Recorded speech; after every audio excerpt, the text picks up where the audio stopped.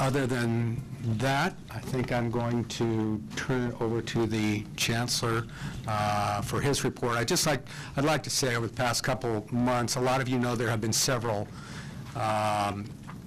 issues around the Board of Governors and other things, and I've had lots of opportunity to meet with our Chancellor. I just want to tell you, he has been absolutely great in terms of keeping me informed as the President, consulting with Alice and I want to thank him publicly for that. With that, Chancellor.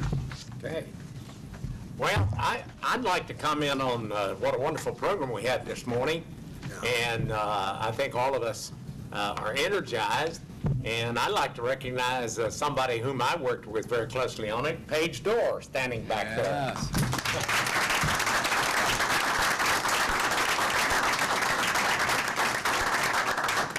She and the communication staff did an outstanding job. One of the members of that staff said, I think we met more about this than we would for an Academy Award. But they met with me often and coordinated the program and did a great job. I want to announce 2 appointments this morning. I was so glad to welcome Danny Hawkins to the board and to get acquainted with him. We have 2 Vice Chancellors' announcements this morning. And first day on the job is Von Ton Quinlivan. She is our replacement of Jose Mignon as our Vice Chancellor of Economic Development and Workforce Preparation.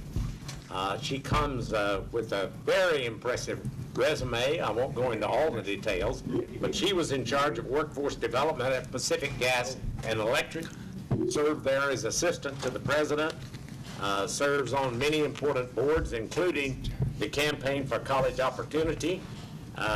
She's has a very rich background in all kinds of involvement in government and politics, National Commission on Energy Policy at the federal level, State Energy Sector Partnership, and really the list goes on and on. She possesses a BS degree in Marketing and Psychology from Georgetown University, an MA in Educational Policy from Stanford University, and also an MBA from Stanford Graduate School of Business. She comes to us highly recommended with a lot of excitement, and I think will be a wealth of tremendous ideals as one who knows workforce development extremely well and will give us unusual leadership in that area. So stand up, if you will.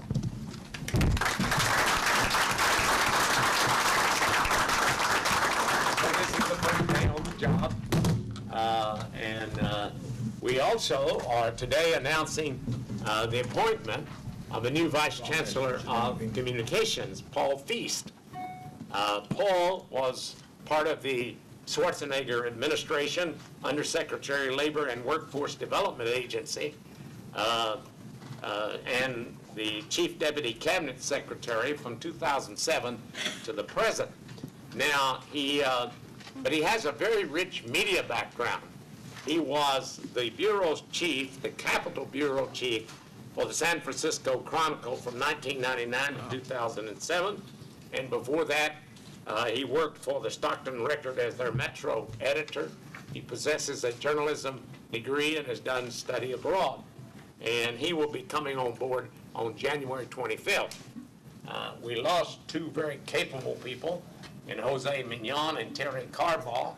Jose, as you know, retired, and Terry became the Chief of Staff to the Attorney General. But I think we've replaced them with 2 very able people, so I wanted to announce those appointments today. I have done, like our president, I've done some traveling. I spoke at 3 different college graduations. I spoke at Chaffey College in the Inland Empire. I spoke at Merritt College in Oakland, and I spoke at Palo Verde College in Blythe. life's a little long ways, I might say. You fly to Phoenix and drive to Blythe. But it was a great experience. I've also engaged in some of the chancellor's circles, College of San Mateo on May 25th and Los Angeles Valley College on June 28th. And I really went to a unique event up at Butte College. Butte College is the first college in the United States that is completely energy independent. They are actually producing enough energy to sell energy back to the grid. They've done it through solar energy. It's been a many years project, and of course that's the college we're going to visit, and you're going to see the way in which they've done that. They estimate that it'll save between $50 and $75 million in energy cost in the next 15 to 20 years. So that's quite a thing. I spoke to the Student Senate on July 8th, and we have both the past president and the incoming president this morning, so we'll get to know them. And in the foundation report, there'll be a report on a visit that Paul Lanning and Henry Ramos and I made to J.P. Morgan Chase, which turned out to be quite successful, and Paul Lanning will tell you about that. I've had a couple of media exposures, other than I answer a lot of calls from newspaper reporters. But I participated in the governor's press conference when he was seeking a tax increase, which didn't happen. And then on June 2nd, I had a live internet with Tom Torlakson and Darrell Steinberg. And then I was also at a news conference appearance on NBC with Conan Nolan on May 13th.